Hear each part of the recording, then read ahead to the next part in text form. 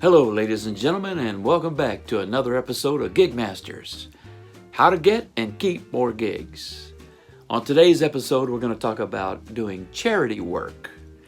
Occasionally, you're going to be asked, once you get going with gigs, you're going to be asked to do some charity events, or what I call freebies. I get asked to do about 50 a year, and I have to be very selective with the charities because of my branding. I want to protect my branding, and you may consider this in the future once your career gains traction and you start going. A couple of things to note with respect to doing charity events: they don't pay. They expect you to donate your service or time, and in lieu of, a lot of times what they'll do is do an auction, and those are the ones that I like.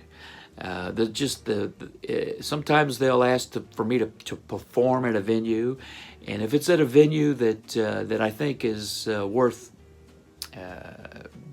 getting involved in, if I think it's going to especially create some repeat business for myself, I'll do it. Or if it's at a venue that I have never played at before and I'm interested in getting work there, I'll do it just for the exposure. It's kind of like a foot in the door gig, if you will. And other times what they'll do is they will ask me to donate my services to a bidder in an auction style charity.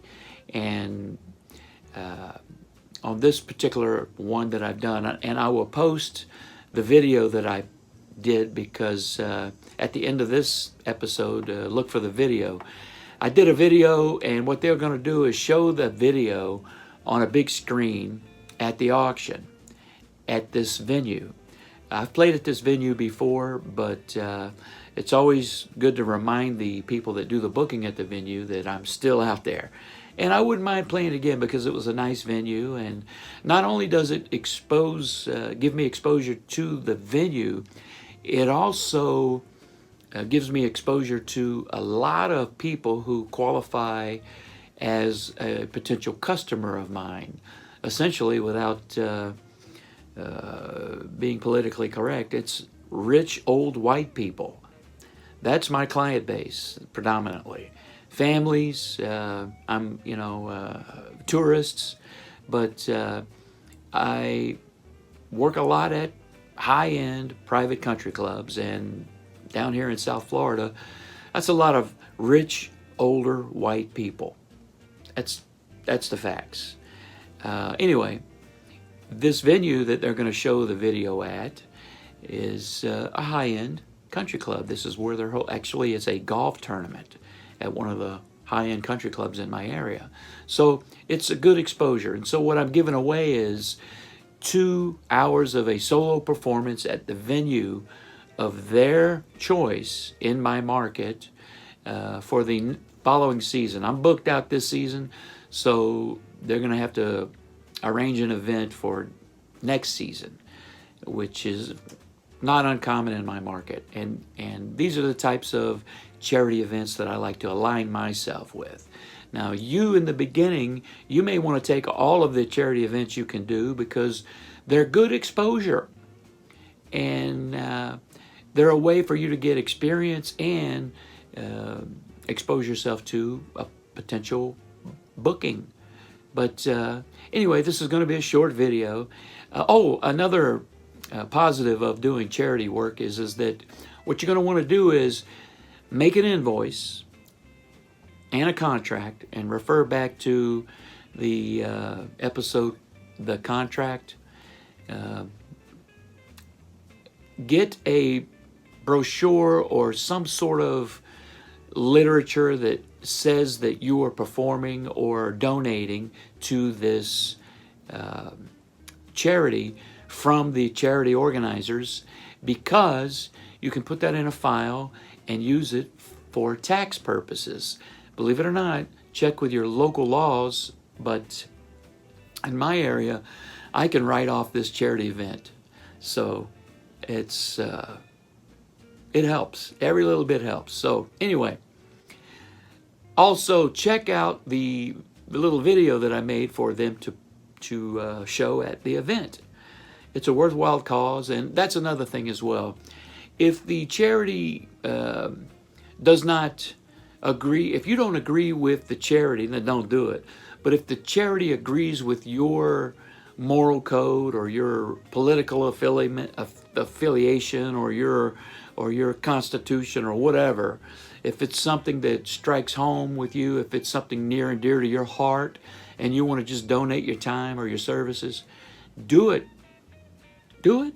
It's a great way to volunteer.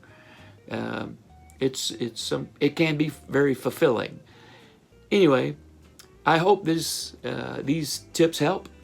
Check out the video that I did for the event at the end here. I'll play it right after this, and click the subscribe button, tick that little bell, leave some comments below, help me grow this channel. Ladies and gentlemen, thank you again for visiting Gigmasters. How to get and keep more gigs. Now let's go get those gigs. Good afternoon, ladies and gentlemen. My name is Mooney Man. Some of you may recognize me as one of Southwest Florida's busiest live music entertainers. Before I tell you more about myself, I'd like to tell you how I got involved with PFC. Ladies and gentlemen, I was one of those kids. I grew up in rural Texas, and there were many times when I did not know when and where my next meal was coming from. Let me tell you, it's no fun. There's no reason why children should be starving in Florida. And with your help, we can stop it. Now, what you're bidding on is a solo performance at the venue of your choice during the 2020-21 season. Unfortunately, I am booked completely out for this season. To tell you a little bit more about myself, I perform in better private and public venues all over Southwest Florida for the past 30 years. I have a band, and I also perform as a soloist at restaurants, private country clubs, weddings, birthday parties, etc. And the bulk of my material includes old-time rock and roll, blues, jazz, holiday music, a couple of Irish songs, a lot of Christmas songs, TV theme songs, all kinds of stuff. So if you like Elvis, drifters, coasters, platters, Roy Orbison, that sort of stuff, I'm your guy. So you got me for 2 hours, and the winning bidder and I will schedule an event for, again, the 2020-2021 season. Thank you so much, ladies and gentlemen. It is now time to open up your hearts and open up your checkbooks, and let's stomp out hunger in Florida. There's no reason why children should be going hungry. Thank you.